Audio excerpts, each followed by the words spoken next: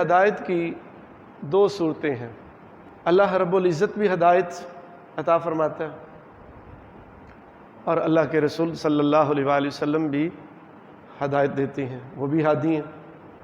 اب فرق کیا ہے کہ اللہ تعالیٰ انسان کو 4 قسم کی ہدایت سے نوازتا ہے۔ نمبر 1، عقل و شعور کی ہدایت۔ اس کے بارے میں اللہ رب العزت قرآن کریم میں ارشاد فرماتا ہے، آتا کل شیء خلقہ ثم ہدی، کہ ہر اس چیز کو جو اس نے پیدا کی پھر وہ اسے ہدایت عطا کرتا ہے۔ مطلب بھوک لگنے پہ بچہ روتا ہے، حالانکہ یہ کسی نے اس کی رہنمائی نہیں کی۔ جانور بھوک لگتی ہے تو وہ خود بخود اٹھ کے اپنے قریب کھڑی اپنی ماں کے قریب جا کے دودھ کو پینا شروع کر دیتا ہے، جبکہ اس کی رہنمائی کسی نے نہیں کی۔ تو یہ ہے کہ جو اللہ نے ہر ایک کو پیدا کیا اور پیدا کر کے اسے ایک رہنمائی عطا فرمائی۔ اور دوسری، انبیاء اور کتب سے ہدایت، جو اللہ رب العزت نے اپنے انبیاء کو بھیجا، اپنی کتابوں کو بھیجا، پھر انبیاء اور کتابوں کے ساتھ جو ہدایت عطا فرمائی۔ اللہ قرآن کریم میں ارشاد فرماتا ہے، وَجَعَلْنَاهُمْ أَئِمَّةً يَهْدُونَ بِأَمْرِنَا، سورہ انبیاء میں، کہ ہم نے ان کو ائمہ بنایا، سردار بنایا، رہنما بنایا، اور وہ ہمارے حکم سے ہدایت دیتے ہیں۔ یہ ہے انبیاء و کتب سے انسان کو جو ہدایت ملتی ہے، دوسرا درجہ۔ اور پھر تیسرا درجہ ہدایت کا کیا ہے؟ جو توفیق الہی ہے۔ انسان کے پاس انبیاء و کتب کے ذریعے جو ہدایت ملی، پھر اس ہدایت میں اللہ کی توفیق شامل ہوتی ہے۔ جو ہدایت یافتہ ہیں ان کے ساتھ یہ مخصوص ہے،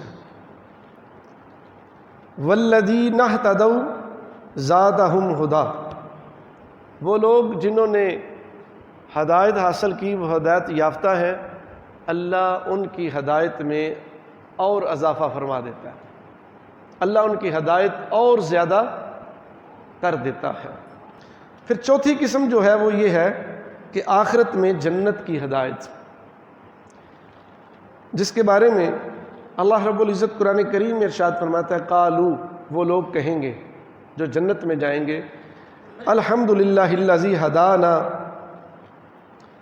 لہذا، کہ تمام تعریفیں اس ذات کے لیے ہے جس نے ہمیں یہاں تک پہنچایا، کہ آج ہم جنت میں ہیں، جس نے جنت کی رہنمائی کی اور جنت میں ہمیں پہنچا دیا۔ تو یہ تمام تعریفیں اس کے لیے، ایک ہدایت یہ ہے، اور یہ چوتھی آخری ہدایت ہے۔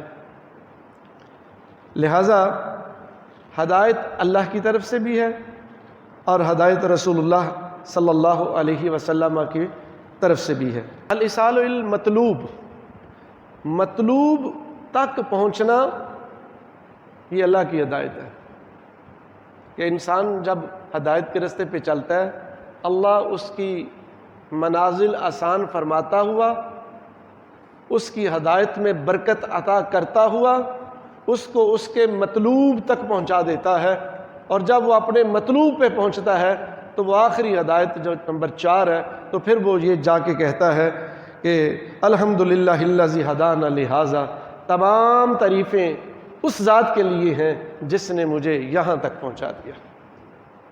تو یہ ایصال الی المطلوب ہے۔ اور الارات الطریق، یہ رسول اللہ صلی اللہ علیہ وسلم کی ہدایت ہے، کہ ہدایت کے رستے کی رہنمائی فرمانا، جو انبیاء کا طریقہ ہے، اور جو انبیاء جس مقصد کے لیے آتے ہیں کہ انسان کو اس بات کی طرف رہنمائی فرماتے ہیں کہ بھئی یہ ہدایت کا رستہ ہے، یہ گمراہی کا رستہ ہے، گمراہی کے رستے سے بچو، نشاندہی کرتے ہیں اور ہدایت کے رستے پہ اس انسان کی رہنمائی فرما کے اس کی معاونت کرتے ہیں اور اس کا نمونہ پیش کرتے ہیں اور اس کو ہدایت کے رستے پہ چلاتے ہیں۔